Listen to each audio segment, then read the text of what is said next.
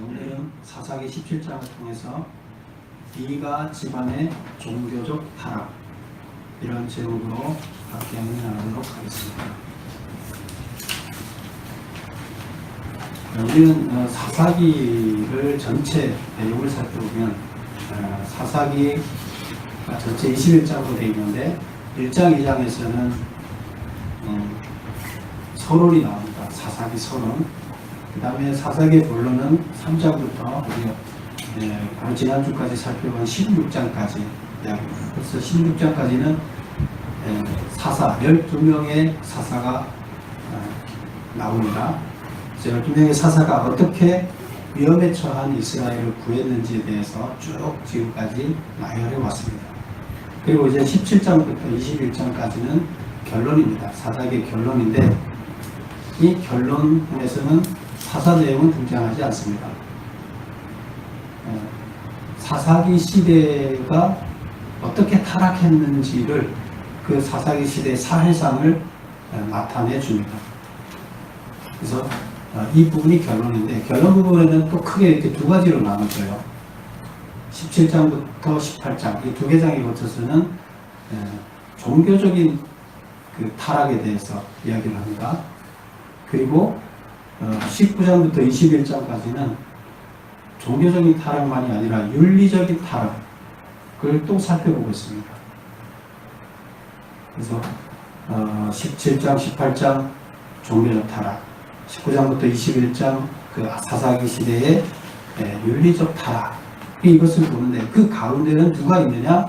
그 중심에 레위인이 있습니다. 그 타락의 중심에 레위인이 서 있습니다. 그래서 사사기 기자는 결론으로 사사기 시대의 타락한 모습을 이렇게 나열하고 있습니다. 자, 그러면 사사기 시대 종교적 타락을 어떤 방식으로 기록해 나갈까? 아마 이 저자가 고민을 많이 했을 거예요. 여러분이 만약에 소설가가 생각해보세요. 굳이 소설가가 아니더라도 여러분이 지금 현재 살고 있는 이 시대를 한 100년 후에 내 후손들에게 이 시대가 어떤 시대인가 내가 느끼는 것을 그대로 전달해 줬으면 좋겠다. 그런데 페이지는 몇 장밖에 안 되게 쓰지만 그걸 그대로 전달해 준 방법이 뭐가 있을까 고민을 한번 해보세요. 그럼 소설이라고 볼 수도 없고, 그럼 이제 어떤 방식으로 쓰면 한 두세 페이지 정도를 쓰면서 후세들이 내 100년 후에 내 후손들이 내가 지금 살고 있는 이 시대가 어땠는지를 자세히 알 수 있을까? 여러분의 생각을 전달할 수 있을까? 생각해 보세요. 어떻게 쓰겠어요? 근데 여기서 사사기 기자는 종교적인 타락을 얘기하기 위해서 사사기에 먼저 미가라는 집안을 등장시킵니다. 그래서 한 주인공의 눈으로 그들이 행하고 있는 것을 통해서 그 사회를 보게 합니다. 소설이라는 것을 그렇게 쓰죠. 그 소설의 주인공을 통해서 작가가 얘기하고자 하는 것을 그 주인공이 느끼는 것을 통해서 이야기를 전달하는 거죠. 여기도 같은 방식을 씁니다. 그래서 미가라는 한 집안의 이야기를 통해서 사사기 전체를 보게 합니다. 그 미가 집안의 종교적인 타락이 어떻게 되어 있느냐. 그리고 그 집안을 들여다보면 이 사사기 시대에 사람들이 대부분 이런 생각을 갖고 살았구나. 그렇다 그러면 이게 하나님이 말하는 하나님의 사람으로 사는 방법하고 뭐가 틀린가? 그걸 우리가 생각하게 하고 느끼게 하는 거죠. 그래서 미가 집안이 등장합니다. 미가 집안을 한번 살펴볼게요. 자, 그러면 1절 보세요. 에브라임 산지에 미가라 이름하는 사람이 있더니. 그래서 우리 에브라임이 어디예요? 에브라임 한번 볼까요? 지도를 한번 앞으로 가서 볼까요? 주보에 앞장을 보세요. 네. 그 남유다, 북이스라엘 이렇게 나중에 두 개가 나눠진다고 했죠. 남유다는 맨 남쪽에 있고, 그 다음에 그 유다 그 사이에 에브라임 사이에 보면 단 베냐민이 있고 에브라임이 있죠. 그래서 에브라임 므낫세는 원래 요셉 지파로서 북쪽을 대표한다. 그 중에 므낫세보다 에브라임이 북을 대표하게 되는 거죠. 그래서 결국에 에브라임은 북이스라엘의 핵심 세력이 되는 거예요. 남쪽은 남유다의 핵심 세력이 되고, 그래 나중에 남북으로 갈라지게 되는 거죠. 근데 그 멀리 떨어져 있지 않고 그러면 우리나라로 따지면 남한과 북한. 근데 그 사이에 완충지대에 보면 단과 베냐민이 있죠. 우리나라로 보면 철책선이 있는 거랑 비슷해요. 두 싸움 사이에 완충지대가 있어요. 근데 그 에브라임 지역, 단은 어디 있어요? 우리가 지금 지난주에 봤던 단 지역은 거기 있죠. 여기서 지금 오늘 핵심으로 등장하는 이야기가 에브라임, 미가는 에브라임 사람이에요. 그런데 어디서 오느냐? 레위 사람은 어디서 오냐면 유다에서 와요. 그래서 그런 내용을 가지고, 그 다음에 또 중심으로 등장하는 게 단, 베냐민이 중심으로 나중에 지금 이 사상의 전반에 등장합니다. 지금 결론 부분에. 그렇다 그러면 지금 유다, 단, 베냐민, 에브라임 이 사이에서 벌어지는 이야기를 결론으로 제시했다. 이렇게 보시면 돼요. 아시겠죠? 예. 다시 앞으로 넘어가겠습니다. 그래서 에브라임 산지 나중에 북이스라엘의 주축 세력이 되는 에브라임 산지에 미가라 이름하는 사람이 있었다. 그래서 이름을 우리가 항상 이 성경에 등장하는 이름들은 그냥 평범하게 등장하지 않아요. 작가가 이름을 붙일 때도 물론 이때 당시에는 이제 실제 있던 이름이죠. 이름을 붙일 때 아무렇게나 붙이지 않잖아요. 우리가 자식 이름을 지을 때 막 짓지 않잖아요. 그 부모의 생각이 들어가 있는 거예요. 여기서 보세요.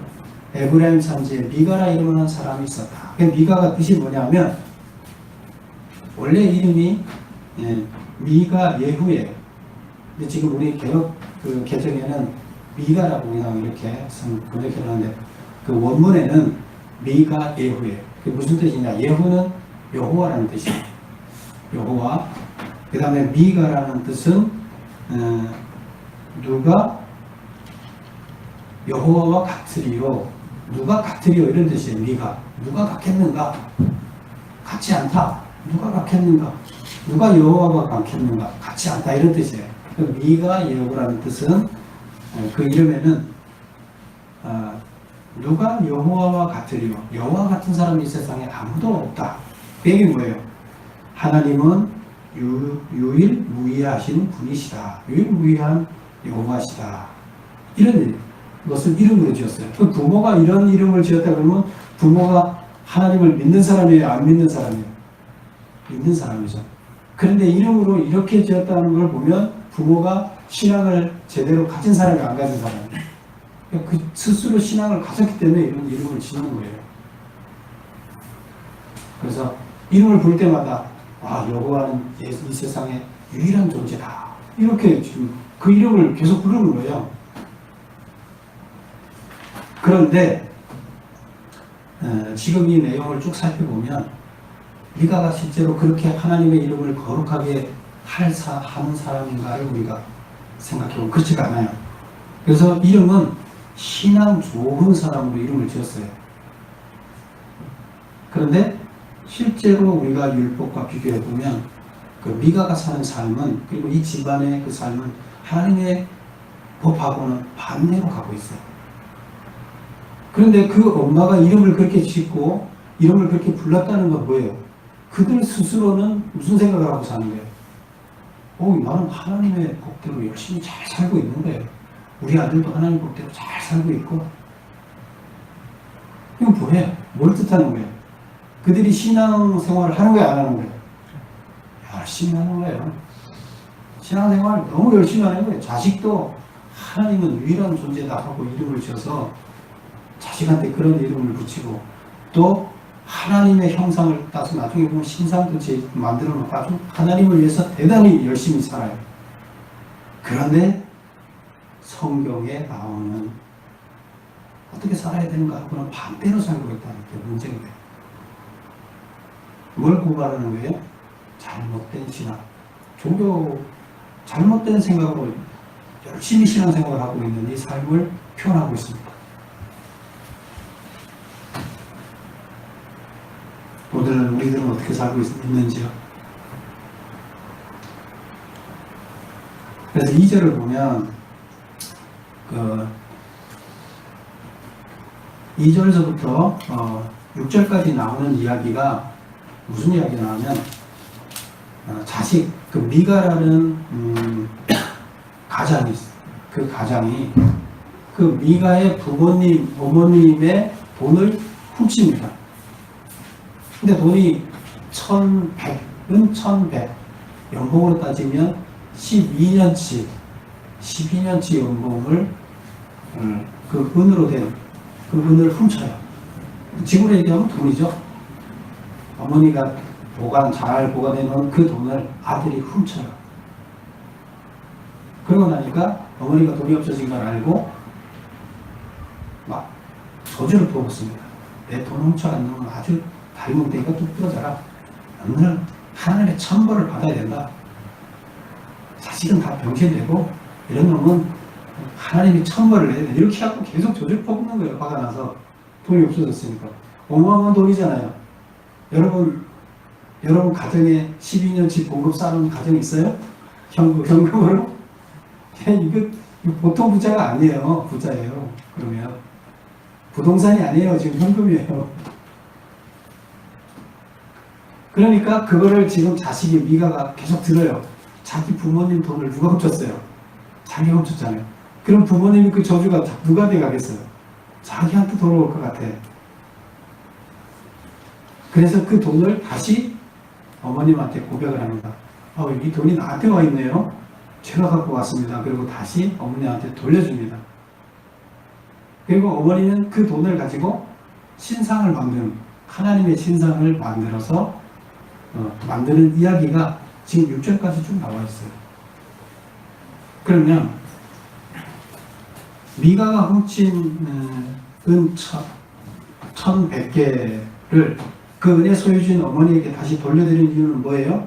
왜 돌려줬어요? 훔칠 때는 아무 생각 없이 훔쳤는데 어머니가 저주를 막 퍼붓는 거 보니까 이 저주가 나한테 올 것 같거든.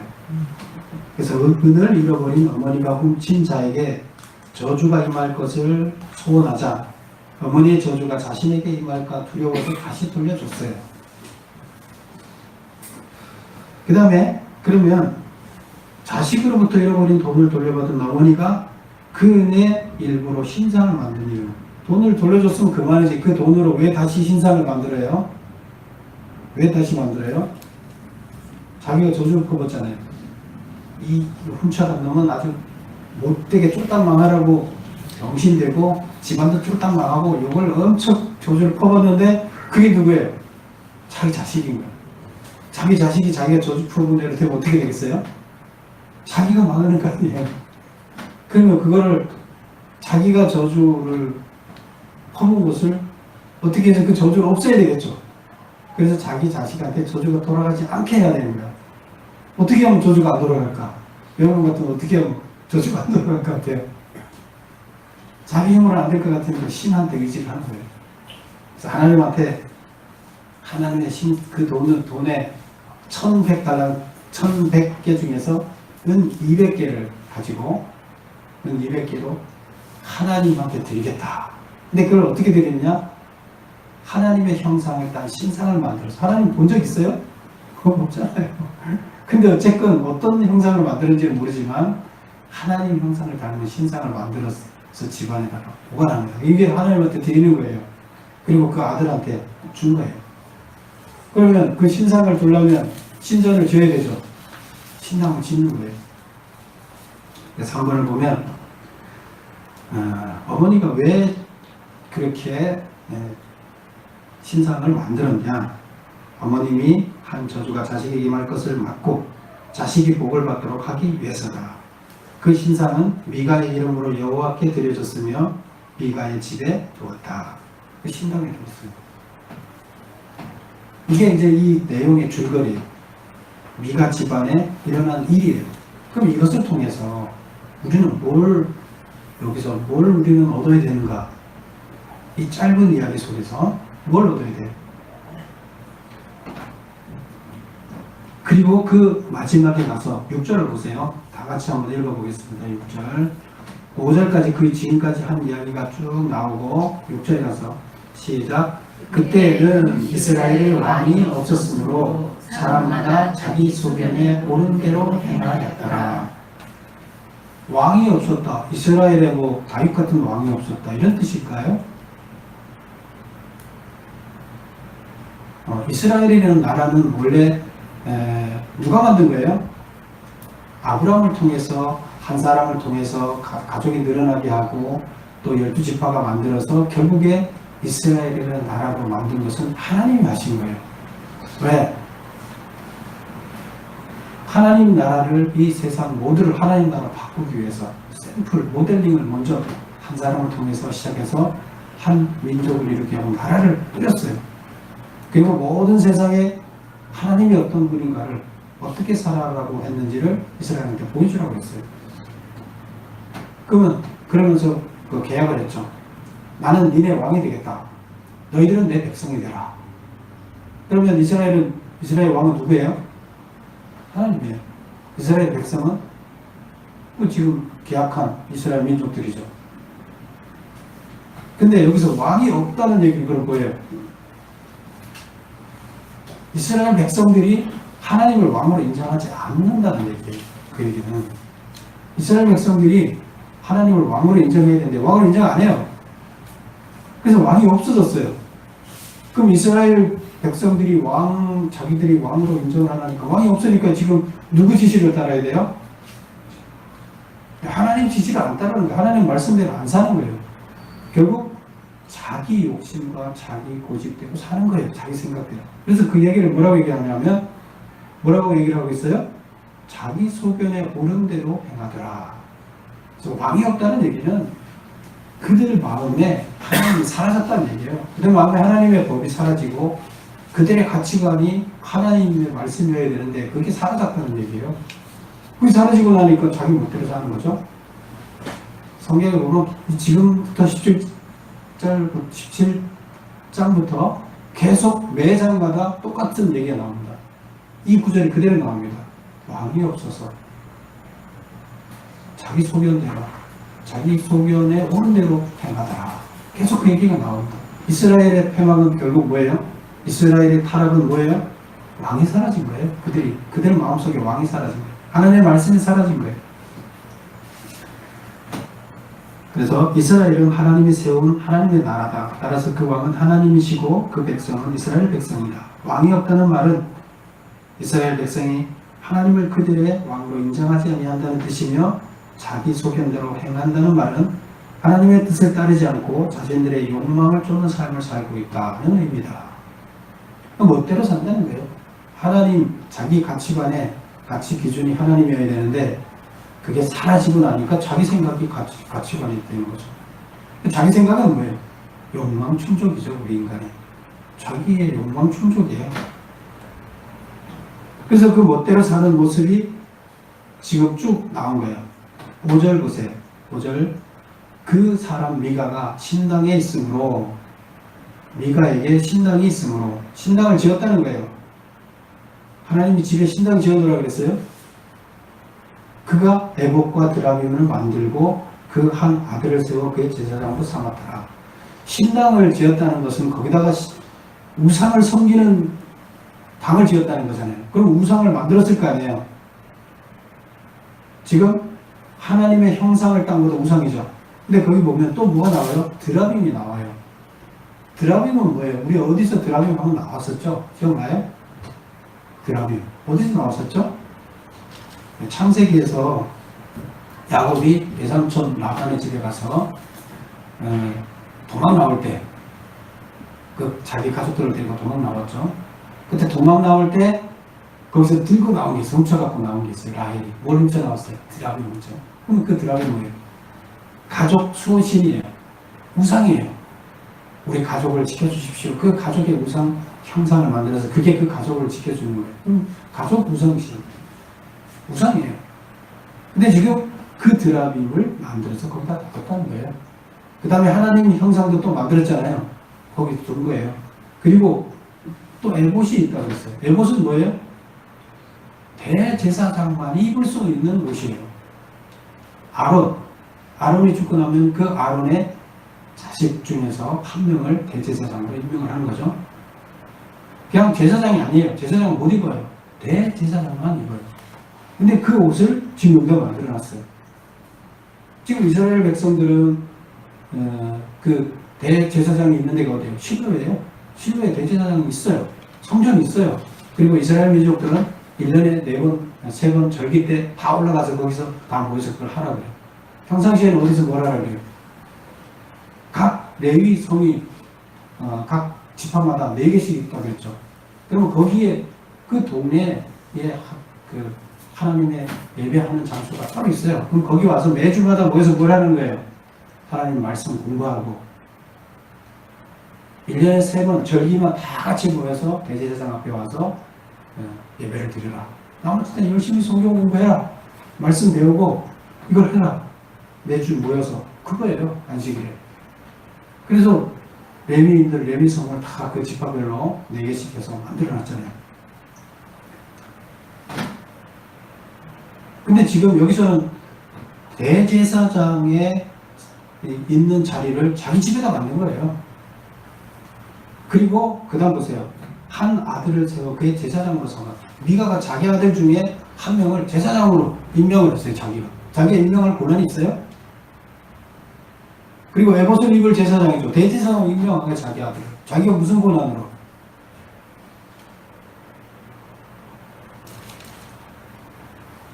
그리고 그들은 뭐 한다고요? 열심히 신앙생활을 잘하는 거예요. 하나님을 위해서 신전도 짓고 하나님을 위해서 물질 들여서 형상도 만들어 놓고 제사장도 만들어 놓고 에봇도 만들어 놓고 열심히 신앙생활하는 거예요. 잘하고 있어요? 하나님 거기 계실까요? 사사기 기자는 이것을 고발하고 있습니다. 이들이 이것은 누가 하는 행태예요? 가나안들이 우상을 섬기는 행태 그대로 따라하는 거예요.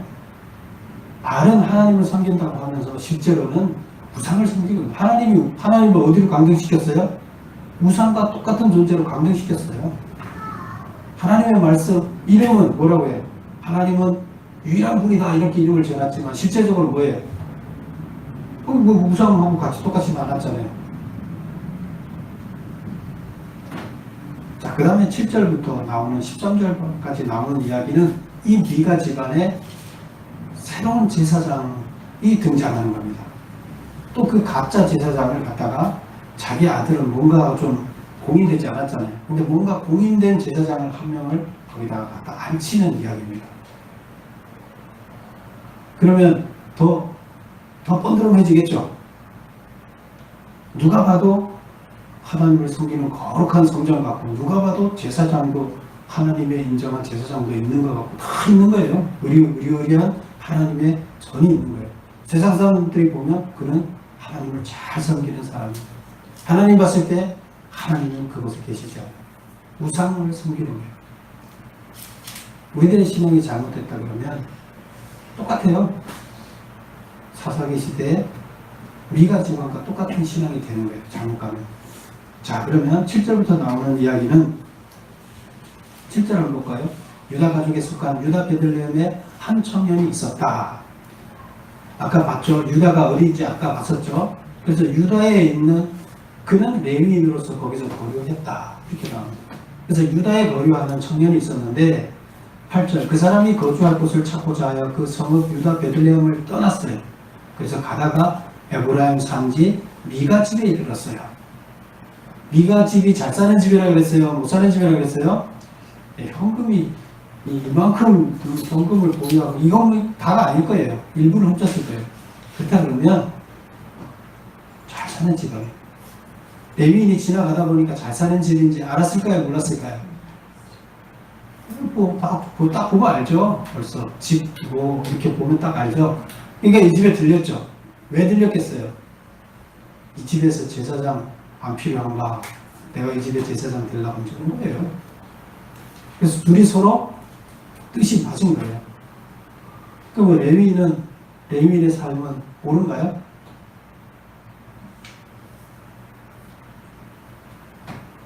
레위인은 원래 뭐 하는 사람이에요? 레위는 하나님이 정해준 그 자기 성에서 뭘 해야 돼요? 말씀 가르치는 일을 해야 되는 거예요. 자기 지역에 속한 사람들한테 교육을 가르치고 율법을 가르쳐요. 교육하고 율법을 가르치고 글을 가르치고 그것을 하라고 그들은 농업에 종사하지도 않게 다른 직업을 주지 않고 그것만 하라는 거예요. 일주일 동안 공부해서 주일날 그걸 가르치라는 거예요. 그게 레위인이 할 일이에요. 그런데 지금 레위는 그걸 하지 않고 또 돌아다니고 있어요. 자, 7번 제가 그 메모해 놓은 거 보세요. 이스라엘의 신앙 공동체 의식이 사라지면서 안식일에 레위인들의 성읍에 모여 예배하는 의식이 사라졌다. 주일날 교회 오지 않는 거예요. 이때. 예? 그러니까 예배 드리는 게 없어졌어요. 따라서 헌금도 없으므로 생계가 막막해진 레위인들은 살 길을 찾아 이곳저곳으로 유리하게 되었다. 말씀도 가르치지 않고 그 성을 지키지도 않고 그러면 여러분 이렇게 하면 안 됩니다. 이렇게 해야 됩니다 하고 그들을 불러서 교육을 하고 이렇게 했어야 되는데 그것도 안 하고 자기 살 길을 찾아서 떠돌아다닙니다. 그중 한 레위인이 거주할 곳을 찾아 떠돌아다니던 중 에브라임 산지에 있는 부잣집 지나가다 보니 있어요. 미가 집에 들렸어요. 이렇게 찾아온 거예요. 레위인은 잘한 건가요? 레위인도 이러면 안 되는 거죠. 그러면 레위인도 타락을 했고 또 누가 타락했어요? 사람들의 생각도 잘못됐고 레위인도 잘못됐고 하나님 말씀대로 되는 게 하나도 없다는 거예요. 결국에. 자, 그러면 맨 끝에 를 한번 볼까요? 13절을 보겠습니다. 13절 보면 이에 미가가 이르되 레위인이 내 제사장이 되었으니 이제 여호와께서 내게 복을 주실 줄을 아노라. 자, 미가가 얘기를 하고 있어요. 레위인이 내 제사장이 됐으니 뭔가 자기 아들을 제사장으로 세우기는 좀 그랬는데 어쨌든 제사장을 세웠는데 레위인을 제사장으로 세웠어요. 근데 이 레위인이 누구냐 하면 28장에 가면 나와요. 모세의 손자예요. 모세의 손자가 온 거예요. 모세의 손자는 제사장의 그 자격이 있어요, 없어요? 없어요. 모세의 형 아론만 제사장이 될 수 있어요. 근데 레위인은 제사장이 될 수 없어요. 그냥 레위인은 레위인이에요. 그냥 성전에서 일하는 사람이 제사장 역할을 하면 안 돼요. 근데 그들을 세웠고 레위인이 오케이를 한 것도 잘못됐고, 그렇죠? 그런데 미가가 이렇게 얘기합니다. 여호와께서 내게 복을 주실 줄 아노라. 여기서 하나님이 복을 줄 거라고 생각해요. 여기서 무슨 복을 주겠다는 줄 아는 거예요? 무슨 복? 앞에서 자기는 어머니가 막 저주를 퍼붓잖아요. 근데 그 저주를 이제 신상도 다 갖춰놓고 신전도 갖춰놓고 레위인을 갖다 제사장도 세웠으니까 이제 하나님은 나 한 이 정성을 봐서 나한테 그 저주가 나한테 돌아오지 않게 할 것이다. 그래서 이 다음부터 끝 안 돌아오면 나한테 복을 받게끔 해줄 것이다. 이렇게 생각하는 거예요. 훌륭한 신앙이죠.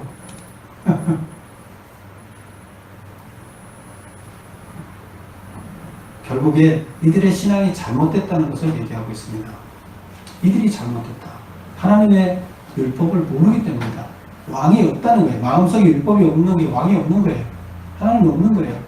그러니까 멋대로 해석하고 멋대로 신앙생활을 하는데 이것은 결국 뭐랑 똑같으냐? 우상을 섬기는 것도 똑같다는 거예요. 결국 우상을 섬기고 있다. 하나님을 우상으로 전락시켜놓고 이 사람들의 삶은 우상으로 살고 있고 우상을 섬기는 삶을 살고 있고 가나안 백성들이 왜 가나안에서 쫓겨났어요? 왜 멸망당했어요? 우상 섬겼어요. 근데 이들이 어떻게 됐어요? 하나님을 보여주라고 거기 들어가고 가나안 사람들을 다 하나님 백성으로 만들라고 들어보냈더니 반대로 됐다. 이것을 지금 보고하고 있습니다. 9번 보겠습니다. 작가는 미가의 신앙과를 통해서 무엇을 말하려고 하는가? 율법과 율법 교육이 이스라엘 백성에게서 사라졌다. 하나님을 그들이 섬기는 우상 중 한 분으로 섬겼다. 그냥 하나님을 우상으로 전화시켰어요. 그래서 제대로 못대로 하는 거예요. 자기 우상은 뭐예요? 우상들은 자기 욕망을 채워주기 위해서 만든 것들이 만들어 놓은 게 우상이죠. 하나님도 그런 존재로 전락을 시켰다. 하나님이 지금 얼마나 공을 들였어요. 몇백 년 동안 공을 들여서 가나안 땅에 들어가서 하나님을 보여주라고 했는데 지금 된다는 거예요? 안 된다는 거예요? 안 된다는 겁니다. 오늘날 우리들이 살고 있는 모습은 어떻습니까? 우리들의 신앙생활은 어떻습니까? 하나님이 사사기 시대에 너희들이 그 모습대로 살고 있지 않는지 항상 우리는 나를 돌아봐야 됩니다. 그래서 우리 중심에 하나님 계시고 하나님 말씀대로 살아야지 내 생각대로 살면 안 된다. 우리는 열심히 신앙생활 한다고 하지만 하나님 보시기에 우상을 섬기는 것이 된다 그러면 그것이 얼마나 억울한 거예요. 오늘날 여러분들이 생각해 보세요. TV에 나오는, 언론 매체에 나오는 많은 교회들, 많은 신앙생활을 한다고 열심을 내는 사람들, 또 그 중에 많은 목사들, 돌아보세요. 여러분이 생각해도 아닌 사람들이 많잖아요.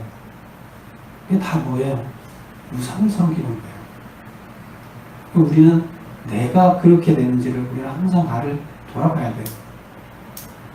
열심히 신앙생활 하는데 우상을 섬기고 있다. 그럼 뭐 하자는 거예요? 우리 모두 마음속에 하나님을 회복하고 우상을 섬기지 않고 참 하나님을 섬기는 여러분 되시기를 축원합니다. 기도하겠습니다.